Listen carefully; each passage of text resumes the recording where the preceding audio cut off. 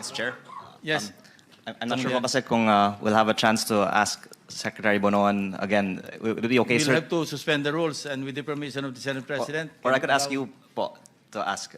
Through the chair. Pwede. Yes. Sige.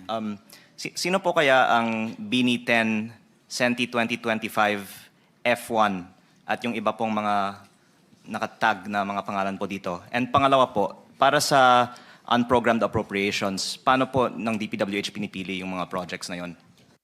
Secretary Bonoan, can you respond? Your Honor, I would not know actually kung ano yung mga kwan ni Secretary Cabral. Well, I'm just puzzled about these files, Your Honor. With all due respect, si Congressman is a member of the House of Representatives. Would it have been better actually if the House of Representatives authorized actually the good congressman to officially request for this kind of information or data from the executive branch? So that everything would have been not official. You see, if we are talking of things that have not been made official actually at all, no?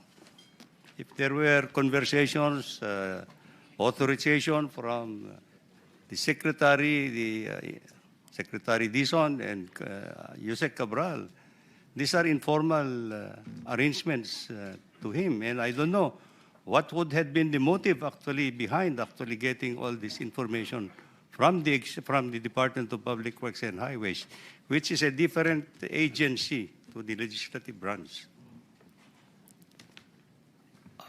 We would just want to help the Blue Ribbon Committee and the Public Accounts Committee of Congress. And if I could just reiterate the second question, if possible, if Secretary Bonoan would be able to shed light on how projects in the unprogrammed appropriations in 2023 and 2024, which I understand were around 60 billion and 153 billion respectively, were selected by the DPWH.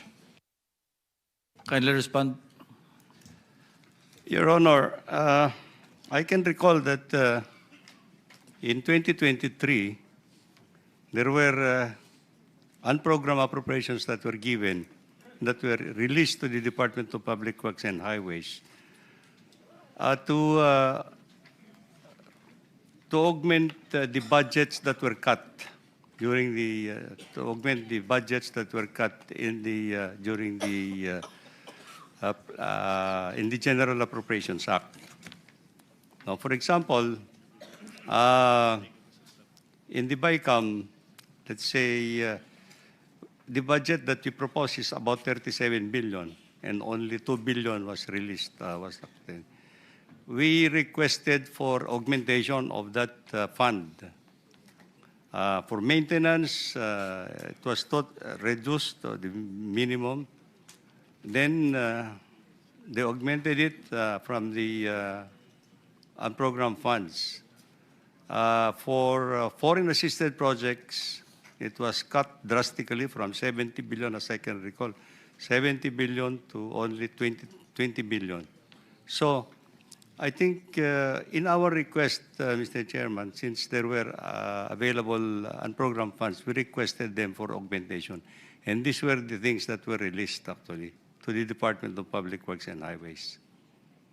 Now, these are the things that we received from the unprogrammed funds in 23, Mr. Chair. And I agree, no? At least a portion na pang-augment talaga yan eh. Kasi yung program, sabi ko nga kanina, under the special purpose, di ba? That's part of the special purpose fund.